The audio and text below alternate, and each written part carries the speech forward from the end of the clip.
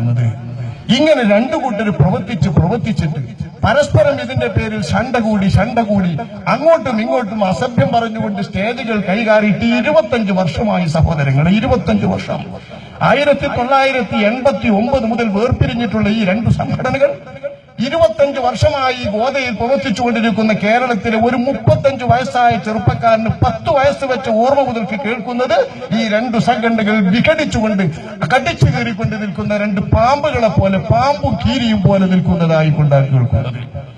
ഈ 25 വർഷക്കാലത്തെ ഇതേ സംഘടനാ പ്രവർത്തനത്തിന്റെ ബാക്കി പത്രം എന്താണ്? നിങ്ങൾ എവിടെയാണ് സംഘടനാ സംസ്കാരത്തിൽ എത്തി നിൽക്കുന്നത്?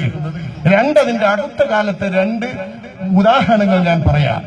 ഈ അടുത്ത് മരണപ്പെട്ട ഇ അഹമ്മദ് സാഹിബ്, അദ്ദേഹം ഇന്ത്യൻ പാർലമെന്റിൽ മുസ്ലിമീങ്ങളുടെ ധീര ശബ്ദമായിരുന്നു. രാജ്യത്തിന്റെ വെളിയിൽ ഇന്ത്യൻ രാജ്യയുടെ തന്നെ ശബ്ദമായിരുന്നു. വർഷങ്ങളായി ഇന്ത്യൻ ദേശീയ തലത്തിൽ അറിയപ്പെട്ട നേതാവാണ് അദ്ദേഹം. പട്ടിക്കാട് ജാമിഅ നൂരിയയുടെ സമ്മേളനത്തിന് ഒരിക്കൽ വരുമ്പം വഴിയിൽ വെച്ച് അദ്ദേഹത്തിന് വിവരം കിട്ടി, നിങ്ങൾ ചെന്നാൽ അവിടെ കൈകാര്യം ചെയ്യപ്പെടും, നിങ്ങൾക്ക് ഫലമറിയേണ്ടി വരും, ചെല്ലാൻ സമ്മതിക്കില്ല. ആരാ സമ്മതിക്കാതിരിക്കാന്ന് നമ്മൾ പറയണോ? ഇയാള് പിന്നെ എന്ത് ചെയ്തു? നേരെ കൊടപ്പനക്കൊക്കെ വിട്ടു, പാണക്കാട്ടേക്ക്. മഹാനായ സയ്യിദ് മുഹമ്മദ് ശിഹാബ് തങ്ങൾ, അള്ളാഹു അദ്ദേഹത്തിന്റെ രാഹുബർക്കത്ത് കൊണ്ട് നമ്മുടെ ഇരു ലോകവും നന്നാക്കട്ടെ, ആ മഹാനവറുകൾ ജീവിച്ചിരിക്കുന്ന കാലമാണ്. അദ്ദേഹത്തിന്റെ അടുത്ത് ചെന്നിട്ട് അദ്ദേഹം എന്ത് ചെയ്തു? ശിഹാബ് തങ്ങളുടെ കാറിൽ കയറി ഇരുന്നിട്ട് തങ്ങളോടൊപ്പം പട്ടിക്കാട് ജാമിഅ നൂരിയയിലെത്തി സമ്മേളനത്തിന്. എന്തിനായി പോകുന്നത്?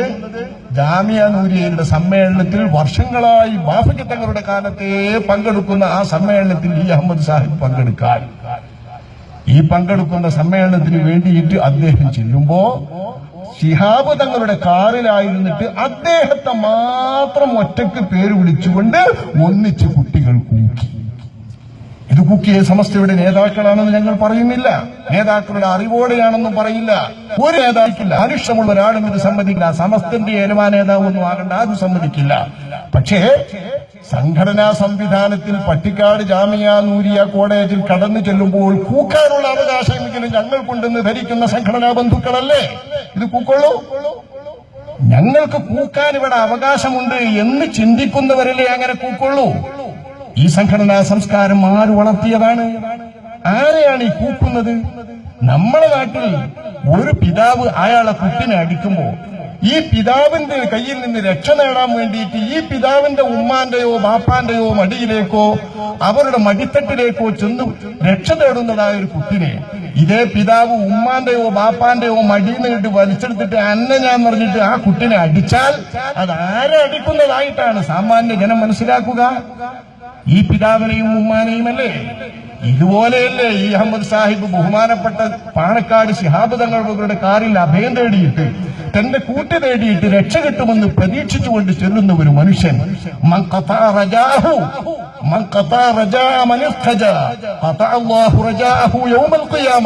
ഒരു മനുഷ്യൻ തന്നെ ആശിച്ചും തന്നെ രക്ഷമാക്കിയും തനിക്കിന്നത് കിട്ടും, തന്നെ അപമാനിക്കപ്പെടുകയില്ല എന്ന് പ്രതീക്ഷിച്ചും വന്നെത്തുമ്പോൾ അയാളുടെ ആശ മുറിക്കുന്ന തരത്തിൽ ഒരാൾ പ്രവർത്തിച്ചാൽ അയാളുടെ ആശ അന്ത്യനാളിൽ ചെല്ലുമ്പോൾ അള്ളാഹു മാത്രം നിറവേറ്റേണ്ട ആ സ്റ്റേജിൽ അള്ളാഹു അവന്റെ ആശ മുറിക്കുമെന്ന് ശഫീഉനാ റസൂലുള്ളാഹി തങ്ങളവர்கள் പറഞ്ഞ വിധത്തിൽ അള്ളാഹു ആശ മുറിക്കുന്ന ഇടപാടല്ലേ തങ്ങളെ ചൊല്ലി ആശയോടുകൂടി ചെല്ലുന്ന ഇയാളെ ഒറ്റക്ക് വിളിച്ചു കൂക്കിയ ഇടപാട്?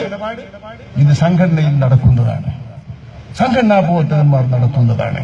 കുറച്ചു കാലം കൂടി കഴിഞ്ഞു, അതിന്റെ കുറച്ചും കൂടി ഇപ്പുറത്ത് ബഹുമാനപ്പെട്ട കാളമ്പാടി മുഹമ്മദ് മുസ്ലിയാർ സമസ്തയുടെ പ്രസിഡന്റ് മരണപ്പെട്ടു. അദ്ദേഹത്തിന്റെ ജനാസ കണ്ടുകൊണ്ട് സാധാരണ അന്തിമോപചാരം എന്ന് സാധാരണക്കാർ പറയുന്ന ഭാഷയിൽ അവിടെ ഒന്ന് ചെന്നുകൂടി നിസ്കരിക്കാൻ ചാൻസിട്ടെങ്കിൽ നിസ്കരിച്ചൊക്കെ പോരുന്ന നടപടി എല്ലാവർക്കും ഇല്ലേ? ഇതിനുവേണ്ടി മറുപക്ഷത്തെ സമസ്തയുടെ ഏറ്റവും പ്രഗത്ഭനായ നേതാവ്, ഞാൻ പേര് തന്നെ പറയട്ടെ, ബഹുമാന്യനായ കാന്തപുരം അബൂബക്കർ മുസ്ലിയാർ അവർകൾ വന്നു. ചോദിച്ചാ വന്നതെന്ന് കേൾക്കുന്നു, അവർ പറയുന്നത് അങ്ങനെ ഇരിക്കട്ടെ. പക്ഷെ അദ്ദേഹം വന്നിട്ട്, നമുക്കറിയില്ല നിജസ്ഥിതി, അദ്ദേഹം വന്നിട്ട് ജനാസയുടെ സമീപം നിന്ന് ജനാസ കാണുന്നതിനിടയിൽ അദ്ദേഹത്തെ നുള്ളിയും കുത്തിയും പിച്ചിയും താടിക്ക് പിടിച്ചും വേദനിപ്പിച്ചു. അദ്ദേഹം തിരിച്ച് ആത്മരക്ഷാർത്ഥം ഓടിപ്പോവുകയാണ് ചെയ്തത് എന്നാണ് കേട്ടത്. വസ്തുത നിങ്ങൾ അന്വേഷിക്കുക. ഇത് നടന്നത് കാളമ്പാടിയിൽ വെച്ച് തന്നെയാണ്. സമസ്തയുടെ ഉത്തരവാദപ്പെട്ട സ്ഥാപനത്തിലാണ് നടക്കുന്നത്. ഇതും സമസ്തക്കാർ നടത്തിയതല്ല. സമസ്ത ജമിയത്തുൽമയുടെ നേതാക്കന്മാരുടെ അറിവോടുകൂടെ നടന്നതാണെന്ന് ഞങ്ങൾ ആരും പറയില്ല, അങ്ങനെ വിശ്വസിക്കുകയുമില്ല. പക്ഷേ പ്രവർത്തകന്മാരായ കുട്ടികളിൽ ഈ രോഷവും അമർഷവും വിരോധവുമല്ലേ നമ്മൾ സൃഷ്ടിച്ചത്? എന്റെ പ്രിയപ്പെട്ട നേതാക്കളെ, നിങ്ങൾ സൃഷ്ടിച്ചത് ഇതല്ലേ? ഈ രോഷവും അമർഷവും പിടിപാടില്ലാത്ത കുട്ടികൾക്ക്, തലയില്ലാത്ത കുട്ടികൾക്ക്, നിയന്ത്രണമില്ലാത്ത കുട്ടികൾക്ക്, വിവേകം നിയന്ത്രിക്കാത്ത വികാരജീവികൾക്ക് ഇത്തരത്തിലുള്ള അമർഷവും വിദ്വേഷവും ഒക്കെ മനസ്സിന്റെ അകത്ത് കുത്തിച്ചെലുത്തിയ ശേഷം അവരെ പിടിച്ച് നിയന്ത്രിച്ചാൽ കിട്ടുമോ? ഇത് 25 കൊല്ലം തുടർന്നിട്ട് ഇതിന്റെ ശാപം കേരള മക്കൾ മുഴുവൻ അനുഭവിച്ചിട്ട് ഇനിയും നമുക്ക് മതിയായില്ല അല്ലേ? ഇത് തുടരണമോ? ഇതാണ് ഞങ്ങൾ അന്വേഷിക്കുന്നത്. മുസ്ലിമീങ്ങൾ തമ്മിലുള്ള ചില പെരുമാറ്റച്ചട്ടങ്ങളില്ലേ അള്ളാഹുവിന്റെ റസൂൽ വിവരിച്ചിട്ട്? മുസ്ലിമീങ്ങൾ എന്ന നിലക്ക് തന്നെ പാലിക്കേണ്ട ചില പെരുമാറ്റച്ചട്ടങ്ങളില്ലേ? ഒരു മുസ്ലിം എന്ന നിലക്ക് അള്ളാഹു തആല ഈമാൻ നൽകി അനുഗ്രഹിച്ചവരല്ലേ നമ്മളെല്ലാവരും? ഇന്നമൽ മുഅ്മിനൂന ഇഖ്വ, ഒരു ഉമ്മാക്കും ബാപ്പാക്കും പിറന്ന സഹോദരങ്ങളാണ് സത്യവിശ്വാസികൾ എന്ന് അള്ളാഹു തആല പറയുമ്പോൾ ആദർശത്തിൽ ഒത്തൊരുമയോടുകൂടെ പ്രവർത്തിക്കുന്ന സഹോദരങ്ങൾക്ക് പറയുന്നത് ഇഖ്വാൻ എന്നാണ്. അഹിന്റെ ബഹുവചനം ഉപയോഗിക്കുക. ആദർശ ബന്ധുക്കൾ എന്നതിന് ഇഖ്വാൻ, ഇഖ്വത്ത് എന്ന് ഉപയോഗിക്കുന്നത് ഉമ്മാക്കും ബാപ്പാക്കും പിറന്ന രക്തബന്ധത്തിലുള്ള സഹോദരങ്ങൾക്ക് മാത്രമാണ്. ആ ബഹുവചനമാണ് അല്ല ഉപയോഗിക്കുന്നത്. ഇന്നമൽ മുഅ്മിനൂൻ, സത്യവിശ്വാസികളായിട്ടുള്ള ആളുകൾ രക്തബന്ധമുള്ള സഹോദരങ്ങളാണ്. കാരണം രക്തം മാനിക്കണമല്ലോ, സ്വത്ത് മാനിക്കണമല്ലോ, അഭിമാനം മാനിക്കണമല്ലോ. ഇന്നമാ ദിമാഉകും വഅംവാലുകും വഅറാദുകും അലൈക്കും ഹറാം. നിങ്ങളുടെ രക്തവും നിങ്ങളുടെ സമ്പത്തും നിങ്ങളുടെ അഭിമാനവും നിങ്ങൾ പരസ്പരം മാനിക്കേണ്ടതും ബഹുമാനിക്കേണ്ടതും പിച്ചു ചീന്തുന്നതും കുറ്റകരവുമാണ്. അത് നിങ്ങൾ തീർച്ചയായും മാനിക്കണം. കഹുർമതി യൗമികും ഹാദാ ഫീ ശഹരികും ഹാദാ ഫീ ബലദികും ഹാദാ. നിങ്ങളുടെ ഈ അറഫായുടെ നാളിന് വെള്ളിയാഴ്ചയുടെ ദിവസത്തിൽ എത്ര പവിത്രതയുണ്ടോ, ഈ ദുൽഹിജ്ജ എന്ന യുദ്ധം ഹറാമായിരുന്ന പവിത്ര മാസത്തിന് എത്ര പ്രത്യേകതയും ബഹുമതിയുമുണ്ടോ, ഈ പരിശുദ്ധ ഹറമിന്റെ മണ്ണിന് എത്ര ബഹുമതിയുണ്ടോ, ആ ബഹുമതിയോടുകൂടെ ബഹുമതിയുണ്ട് ഒരു മുസ്ലിമായ സഹോദരൻ എന്ന് പഠിപ്പിച്ചിട്ടുള്ള ദീനുൽ ഇസ്ലാം. ആ മുസ്ലിമായത് മാത്രമല്ല, സുന്നിയായത് മാത്രമല്ല, ഷാഫി മദ്ഹബുകാരനായത് മാത്രമല്ല, സമസ്തക്കാരനാവുകയും ചെയ്തിട്ടുള്ള ആദർശ പൊരുത്തമുള്ള രണ്ടു കൂട്ടർക്കിടയിൽ എന്തിനാണ് ഈ പിടിപ്പക? എന്തിനാണ് ഈ വൈരം? എന്തിനാണ് ഈ പാമ്പിന്റെയും കീരിയുടെയും വർഗീയ ശത്രുത? നമ്മൾ ചിന്തിക്കേണ്ടതല്ലേ? മനുഷ്യരെന്ന നിലയ്ക്ക് തന്നെ സഹിക്കാവതാണോ ഇത്? അല്ലാഹുവിന്റെ റസൂല് പറഞ്ഞതല്ലേ, 70 ചില്ലാനം അധ്യായങ്ങളുണ്ട് പലിശക്ക്. പലിശകളിൽ ഏറ്റവും കടുത്ത പലിശ, ഏറ്റവും ശക്തമായ പലിശ, ഏറ്റവും ദുഷിച്ച പലിശ മുസ്ലിം, ഒരു മുസ്ലിമായ മനുഷ്യന്റെ മാനം പിച്ചു ചീന്തുന്നതാണ്, അയാളുടെ അഭിമാനം പിച്ചു ചീന്തുന്നതും അയാളെ നാണം കെടുത്തുന്നതും നിന്ദിക്കുന്നതുമാണ്. എന്നിട്ടാണോ മയ്യത്ത് കാണാൻ വന്നിടത്ത് പോലും നിന്ദിക്കുന്നതായ, സംസാരിക്കുന്ന സ്റ്റേജിൽ നിന്ദിക്കുന്നതായ, മൈക്ക് കിട്ടിയാൽ അപരസംഘടനയിൽപ്പെട്ട ആളുകളെ അവഹേളിക്കുന്ന തരത്തിലുള്ള ഈ നിന്ദ ഇത് മുസ്ലിമീങ്ങൾക്ക് ചേർന്നതാണോ? ഇത് നമ്മൾ ആലിമീങ്ങൾ പുലർത്തേണ്ടതാണോ? ഇതിലും ആ സംഘടനകൾ ഇതിന് പച്ചക്കൊടി പിടിക്കേണ്ടതാണോ? ഈ വസ്തുത കേരളത്തിലെ പ്രബുദ്ധരായ ജനങ്ങൾ തിരിച്ചറിഞ്ഞിട്ടും ഇത് മനസ്സിലാക്കാൻ നമ്മുടെ പണ്ഡിതന്മാർക്ക് സാധിക്കുന്നില്ലെങ്കിൽ കഷ്ടം എന്നല്ലാതെ ഞങ്ങളൊന്നും പറയുന്നില്ല. പക്ഷേ ഞങ്ങളൊരു കൂട്ടർ പറഞ്ഞതുകൊണ്ട് നിങ്ങൾ നിർത്തും, അതിനകത്ത് നിങ്ങൾ ശക്താണോ എന്നൊക്കെ ചോദിക്കുന്നതിന് ഞങ്ങളാണല്ല, അതിനൊന്നും ഞങ്ങളാണല്ല. ഞങ്ങൾ നിർത്തുമോ, നിങ്ങൾ സ്വീകരിക്കുമോ എന്നൊന്നും നോക്കിയിട്ടല്ല. അധർമ്മങ്ങൾ വിളയാടുമ്പോൾ, വേണ്ടാത്തത് കാണുമ്പോൾ, വേണ്ടാതീനങ്ങൾ ശ്രദ്ധയിൽപ്പെടുമ്പോൾ അടക്കി ഒതുക്കി വെച്ചിട്ടും സാധ്യമല്ലാതെ നമുക്ക് മാറ്റാൻ എന്തെങ്കിലും, ശബ്ദിക്കാൻ എന്തെങ്കിലും, വെറുക്കാനെങ്കിലും കഴിയുന്ന തരത്തിൽ എപ്പോഴെങ്കിലും അതിനെതിരെ പ്രതികരിക്കാൻ കഴിയുമോ? അത് പ്രതികരിക്കൽ വിശ്വാസിയുടെ ബാധ്യതയാണ്. അള്ളാഹുവിന്റെ റസൂലിന്റെ മുൻപ് വിശുദ്ധ ഖുർആൻ ഒരു വലിയ വസ്തുത ബനൂ ഇസ്രായേലിൽ നടന്നത് പറയുന്നുണ്ട്.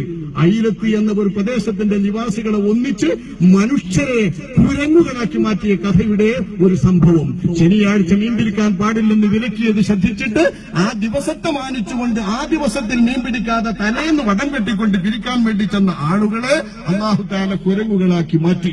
ആ മാറ്റുന്ന കൂട്ടരുമായി ബന്ധപ്പെട്ട് ഖുർആൻ 3 കൂട്ടരെ വിവരിക്കുന്നുണ്ട്. ഒന്ന് മാറ്റപ്പെട്ട ഈ അള്ളാഹുവിന്റെ കൽപ്പന നിരസിച്ചവർ, മറ്റൊന്ന് അവരെ എതിർത്തുകൊണ്ട് സംസാരിച്ചവർ, മറ്റൊരു കൂട്ടർ രണ്ടിനും കെട്ടും മൗനം പാലിച്ചവർ. ഇങ്ങനെ 3 കൂട്ടരെ പറഞ്ഞുകൊണ്ടിരിക്കുമ്പോൾ അള്ളാഹു തആല അവരെ ഉദ്ധരിക്കുന്നു. മൗനം പാലിച്ച കൂട്ടർ പ്രതികരിച്ച കൂട്ടരോട് ചോദിക്കുന്നു, നിങ്ങൾ എന്തിനാണ് അള്ള ശിക്ഷിക്കും എന്ന് പ്രവാചകരിലൂടെ വാക്ക് നൽകിയ ഈ കൂട്ടരെ നിങ്ങൾ എന്തിനാണ് ഗുണദോഷിക്കാൻ പോകുന്നത്? അള്ളാഹ്ക്ക് വെറുത്ത കൂട്ടരല്ലേ? ലിമ തഅബൂന ഖൗമൻ ഇല്ലാഹു മുഹ്ലികു. അള്ളാഹു നശിപ്പിക്കാൻ തീരുമാനിച്ച ഒരു കൂട്ടരെ നിങ്ങൾ എന്തിനാണ് ഗുണദോഷിക്കുന്നത്, താക്കീത് ചെയ്യുന്നത്? നിങ്ങൾക്ക് മൗനം പാലിച്ചുകൂടെ എന്ന് ചോദിക്കുമ്പോ ശക്തമായ ഇതിനെതിരെ നാക്കുകൊണ്ട് പ്രതികരിച്ച ആളുകൾ മറുപടി പറഞ്ഞത് ഖാലൂ മഅ്ദിറത്തൻ ഇലല്ലാഹ്. പ്രതികരിച്ച ആളുകൾ പറഞ്ഞത് ഞങ്ങൾ അല്ലാഹുവിനോട് കാരണം ബോധിപ്പിക്കാൻ, ന്യായം പറയാനാണ്. അനീതി വിളയാടുമ്പോ, അധർമ്മം നടമാടുമ്പോ, വേണ്ടാത്തരം ചെയ്യുമ്പോ മനുഷ്യ മക്കൾ കുരങ്ങാകുമെന്ന് അള്ള താക്കീത് ചെയ്ത നടപടികൾ നടത്തുമ്പോ ആരാണ് കുരങ്ങാവുക, ആരാണ് അട്ടിമറിക്കപ്പെടുക, അതിനാരൊക്കെ ഇരയാകുമെന്നറിയില്ലല്ലോ. അക്രമികൾ മാത്രമല്ലല്ലോ ഇതിനിരയാവുക. അക്രമികൾക്ക് മാത്രമല്ല പൊതുവിപത്ത് വന്നാൽ നിങ്ങൾ സൂക്ഷിക്കണമെന്ന് അള്ള പറഞ്ഞ ആ പൊതുവിപത്ത് ആർക്കു വരുമെന്നറിഞ്ഞിട്ട് ജനങ്ങൾക്ക് വരുമെന്ന് ചിന്തിച്ചുകൊണ്ട് അവരെ ഗുണദോഷിച്ച ആളുകൾ പറഞ്ഞു മഅ്ദിറത്തന്നിലല്ലാ, ഞങ്ങൾക്ക് അല്ലാഹുവിനോട് അന്യായം പറയാനുണ്ട്, ന്യായം നിരത്താനുണ്ട്. ഞങ്ങളിത് വിരോധിച്ചിരിക്കുന്നു ജനങ്ങളെ, ഞങ്ങളിത് വേണ്ടെന്ന് പറഞ്ഞിരിക്കുന്നു ജനങ്ങളെ. ഇത് ധിക്കരിച്ചുകൊണ്ട് ദാഷ്ട്യത്തോടുകൂടെ മുന്നേറിയതാണ് അവർ എന്ന്. ഇത്തരം ഒരവസ്ഥ മഹ്ശറിൽ നമുക്കുമുണ്ട് മുഅ്മിനീങ്ങളെ. നമുക്കും ഇത് വിചാരണ ചെയ്യപ്പെടുന്ന സമയത്ത് പറയാൻ അർഹതപ്പെട്ട ഉലമാക്കൾക്ക് പറയാൻ ഒരു ന്യായം വേണം. ആ ന്യായം തീർക്കാനാ കേരള സംസ്ഥാന ജംഇയ്യത്തുൽ ഉലമ തീരുമാനിച്ചത്. അതിനുവേണ്ടിയാണ് സംസ്ഥാന ജംഇയ്യത്തുൽ ഉലമ ഈ ക്യാമ്പയിൻ നടത്തുന്നത്. ഉദ്ദേശശുദ്ധിയെങ്കിലും ആലോചിച്ചിട്ട് വചനങ്ങൾക്ക് മാർദ്ദവമില്ലെങ്കിൽ, മയമില്ലെങ്കിൽ നിങ്ങൾ അത് മാപ്പ് നൽകണം എന്ന കവിയുടെ വാക്യം ഉദ്ധരിച്ചുകൊണ്ട് ഞാൻ എന്റെ പ്രിയപ്പെട്ടവരോട് അപേക്ഷിക്കട്ടെ, നിങ്ങൾ തെറ്റിദ്ധരിച്ചുകൊണ്ട്, വേണ്ടാത്തരം വിചാരിച്ചുകൊണ്ട്, രോഷപ്പെട്ടുകൊണ്ട് മാത്രം വേണ്ടാധീനത്തിൽ തന്നെ ഏറ്റവും കർക്കശമായി മുങ്ങിക്കുടിക്കരുത്. അതിന്റെ വിലകളും ദോഷഫലങ്ങളും ഇന്നല്ലെങ്കിൽ നാളെ നിങ്ങൾ തന്നെ, നിങ്ങളുടെ സംഘടനയിലുള്ളവർ തന്നെ, നിങ്ങൾ തന്നെ മുതിർന്നവരായാൽ നിങ്ങളുടെ കുട്ടികളാൽ തന്നെ ചിലപ്പോൾ നിങ്ങൾക്ക് അനുഭവിക്കേണ്ടി വരും. ഇത് നമ്മൾ കാത്തു സൂക്ഷിക്കണം, ഓരോരുത്തരും ചിന്തിക്കണം, ഉൾക്കൊള്ളണമെന്ന് സംസാരിച്ചുകൊണ്ട് റഹ്മാനുർ റഹീമുമായ റബ്ബേ, ഞങ്ങൾ പറഞ്ഞതും ഞങ്ങൾ സംസാരിക്കുന്നതും നിന്റെ പൊരുത്തത്തിനും നിന്റെ അംഗീകാരം